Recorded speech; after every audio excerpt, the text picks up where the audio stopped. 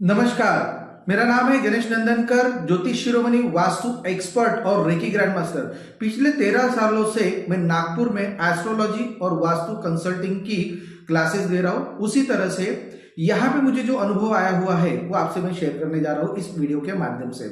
अगर आपको आपकी लाइफ में अगर आपको विवाह से रिलेटेड अगर कोई प्रॉब्लम होगी तो ये वीडियो आपके लिए है। तो आपकी एज मान के चलिए 25 हो गई होगी, 27 हो गई होगी, 30 या 35 भी होगी, जो भी नंबर होंगे वो होंगे, ठीक है। तो ये अगर आप उपाय करते हो तो आपको एक सुंदर सी अच्छी सी पत्नी मिलेगी, जरूर मिलेगी। तो ये आप उपाय जरूर कीजिएगा।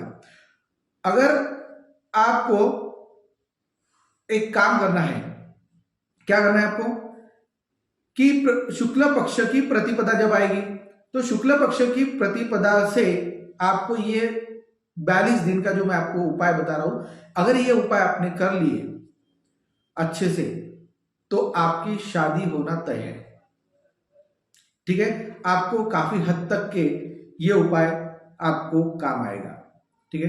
तो क्या करना है आपको, शुक्ल पक्ष की प्रतिपदा को आपको सायंकाल को क्या करना है, गरुड़ वाहिनी, मां लक्ष्मी और भगवान श्री हरि विष्णु की आराधना करनी है। अब वो कैसी करनी है उससे पहले हमें क्या करना है इसके बारे में आपको जानकारी थोड़ी सी बताने जा रहा हूं। तो आपको क्या करना है, जैसे शुक्ल पक्ष की प्रतिपदा आएगी उससे 2 दिन पहले आप एक काम करोगे, बाजार से मिट्टी के दिए खरीद के लाओगे, ठीक है।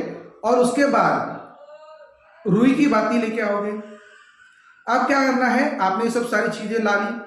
अब रुई की बाती बनाकर आपको क्या करना है, घी में डाल के रख देना है। अब जैसे ही शुक्ल पक्ष की प्रतिपदा आएगी उस दिन शाम को आपको नहा धोकर स्वच्छ होना है, स्वच्छ वस्त्र पहनना है, मां लक्ष्मी की आराधना करना है और भगवान श्री हरि विष्णु की आराधना करनी है, पूजा पाठ करनी है। उसके बाद आप तुलसी माता, जहां पे भी आप तुलसी माता रखी होगी वहां पे आपको तुलसी माता की पूजा पाठ करनी है, हल्दी कुमकुम अक्षत लगानी है। उसके बाद में क्या करना है, एक दिया लगाना है आपको। दिया मिट्टी का होना चाहिए, एक दिया आपको लगानी है और प्रार्थना करके एक परिक्रमा आपको लगानी है। फिर दूसरे दिन उसी तरह से शाम को नहा धोकर स्वच्छ होकर कोई भी एक समय पकड़िएगा। फिर आपको 2 दिए लगानी है।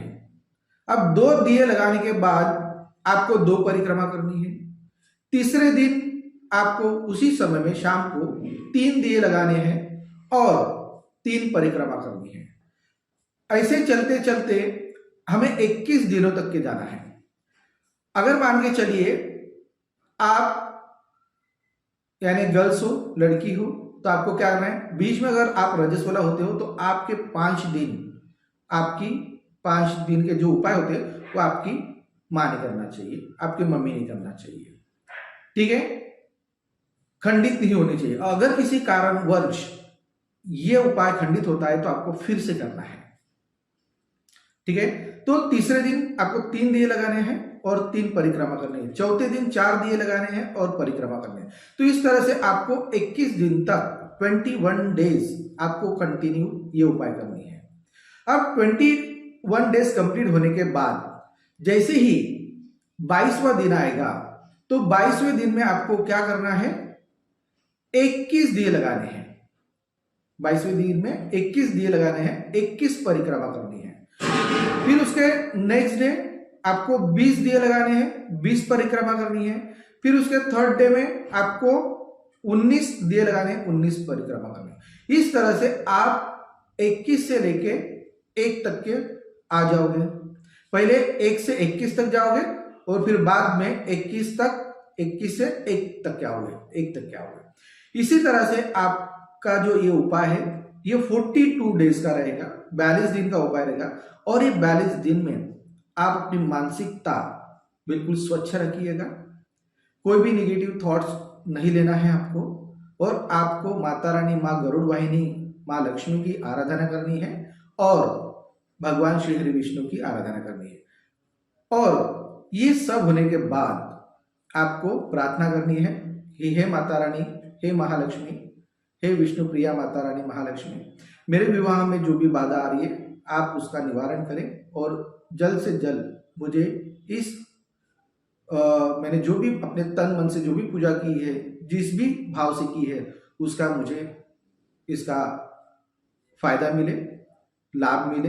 ठीक है, इस तरह से प्रार्थना करके आपको ये वाली पूजा संपन्न करनी होती है।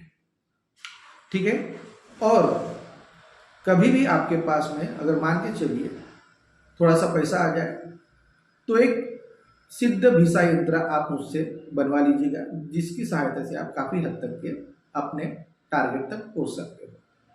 ठीक है, नमस्कार, राधे राधे।